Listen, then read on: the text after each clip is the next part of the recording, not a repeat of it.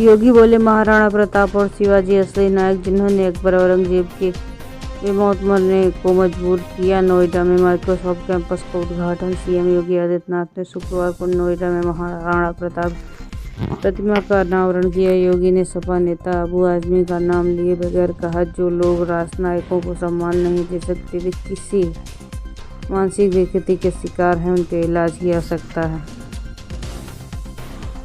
Budget सत्र में बिखरी दिखी सपा, भारी पड़ी सरकार, वॉकआउट में भी साथ नहीं रहे विधायक। 2027 के लिए नई रणनीति तैयार करनी होगी। महाकुंभ के बाद बुलाए गए विधानमंडल के बजट सत्र ने सत्ता पक्ष के सदन ने अंदर और बाहर पूरी तरह से अपनी ताकत का एहसास कराया है। वहीं समाजवादी पार्टी दोनों सदनों में बिखरी नजर आ रही है। महाकुंभ को लेकर मीडिया और सोशल मीडिया में सरकार पर आरोप लगाने वाली सरकार ने सदन के अंदर उतना ही असरदार विरोध नहीं करता दिखा। विधानसभा में सपा विधायकों ने अकेले वॉकआउट किया। पॉलिटिकल एक्सपर्ट का मानना है कि विधानसभा चुनाव 2027 में अब 2 साल का समय नहीं बचा है। भाजपा ने हैट्रिक लगाने की तैयारी शुरू कर दी है। वहीं सपा को 2027 में बाजी मारने के लिए नए सिरे से अपनी रणनीति पर विचार करना होगा। अखिलेश की कमी, माता प्रसाद पर दिखा उम्र का असर। वरिष्ठ पत्रकार आनंद राय मानते हैं कि नेता प्रतिपक्ष माता प्रसाद पांडे 82 पुराने दौर के हैं। बुजुर्ग होने के साथ वो नियमों की परिधि में बात करते हैं। सपा विधायक नेता प्रतिपक्ष में जिस तरह की आक्रामकता देखना चाहते हैं वो नहीं दिख रही। ऐसा पहली बार देखने को मिल रहा है कि नेता प्रतिपक्ष की स्पीच के दौरान उन्हीं की पार्टी के विधायक बीच में बोलते नजर आए हैं।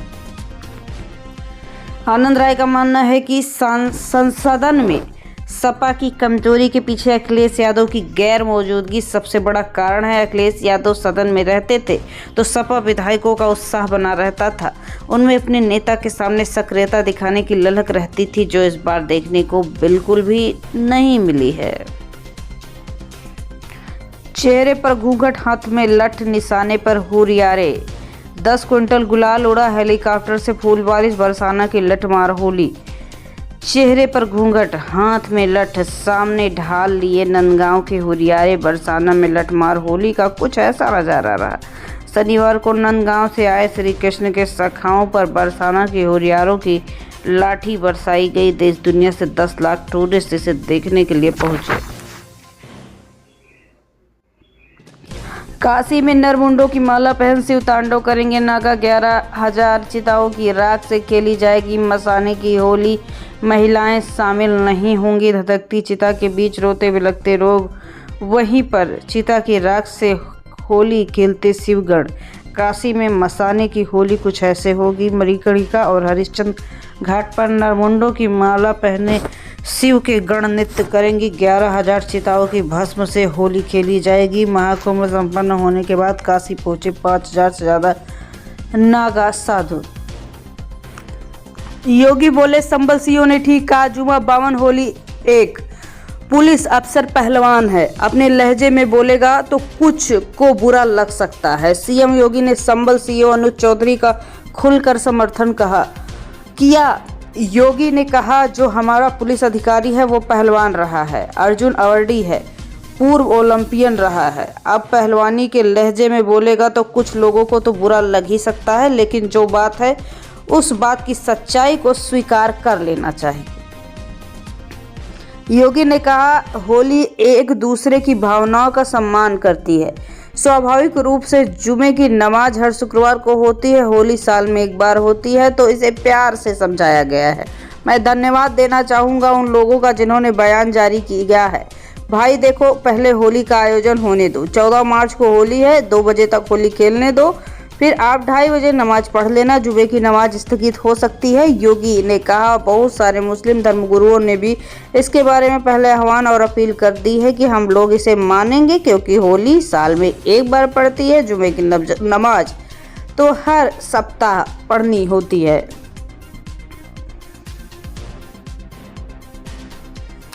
चौंकाने वाले फैसलों के लिए जानी जाती है मायावती। टीचर की नौकरी छोड़ राजनीति में आई। गेस्ट हाउस कांड के बाद सपा से हाथ मिलाया उत्तर प्रदेश की राजनीति का महिला चेहरा। एक तिलिस्म चाणक्य, दलित की मसीहा, जुझारू व्यक्ति से लबरेज ये उपमाएं किसी को दी जा सकती हैं तो वो मायावती 1997 से 2007 के बीच 7 साल 10 दिन सूबे की मुख्यमंत्री रह चुकी हैं। कानपुर में छात्रा के शव पर मिले 42 घाव। एसीपी बोले पत्नी रिलेशन नहीं बना रही थी, इसलिए आरोपियों ने कुकर्म के बाद मारा। कानपुर में 3 दिन पहले 5वीं की छात्रा के साथ दुष्कर्म की घटना हुई, जिसके बाद उसकी जान भी गई। आरोपियों ने वारदात के बाद उसे कुएं में फेंक दिया। फिर छात्र के मोबाइल से घर वालों को मैसेज कर 10 लाख रुपए फिरौती मांगी। छात्र के घर वालों ने मैसेज नहीं देखा। उन्होंने जब मोबाइल चेक किया तो पूरी घटना पुलिस के पास पहुंच गई। 76 साल के मालिक ने बच्ची से गंदी हरकत की। झांसी में नौकरानी को आटा लेने भेजा, मासूम के कपड़े उतारकर बेड पर लिटाया। झांसी में 76 साल के बुजुर्ग ने 7 साल की बच्ची के साथ गंदी हरकत की। पीड़ित बच्ची अपनी मां के साथ बुजुर्ग के घर आई थी। उसकी मां मेड है। मौका पाकर आरोपी ने बच्ची के कपड़े उतार दिए, बेड पर लेटाकर उसके साथ छेड़खानी की। रामचेत मोची बोले राहुल भैया मेरी ज़िंदगी बदल दी, मुझे मुंबई बुलाया, बड़े चमड़ा कारोबारी से मिलाया, हम भी सुल्तानपुर में ब्रांड बनाएंगे। भैया हमें दिल्ली ले गए, वहाँ उनकी मम्मी को हम चप्पल पहना कर आए। भैया ने मशीन दी है, उससे जूता बनाते हैं। पहले हमारी दुकान पर माल नहीं था, 2-3 जोड़ी माल रहता था। टकाई का काम करते थे, मरम्मत करते थे। 100 से 150 की आमदनी थी, आज हज़ारों की इनकम है। राहुल भैया ने मुझे मेरे समय 5,000 रुपये दिए, जिससे मेरी किस्मत बदल गई। मुरादाबाद में रामवीर विधायक से भिड़ गई बीजेपी की जिला पंचायत। मुरादाबाद में बोली ये आपकी विधानसभा नहीं, वहां जाकर शोर मचाइए। मुरादाबाद में भाजपा के 2 बड़े नेता आपस में भिड़ गए। जिला पंचायत अध्यक्ष डॉक्टर सैफाली सिंह और कुंदरकी से विधायक रामवीर सिंह के बीच जमकर हॉट-टॉक हुई। सैफाली ने रामवीर से कहा, विधायक जी विधानसभा के तौर तरीके यहाँ नहीं चलेंगे, आप मर्यादा का उल्लंघन कर रहे हैं, यह आपकी विधानसभा नहीं है, वहाँ जाकर शोर मचाइए।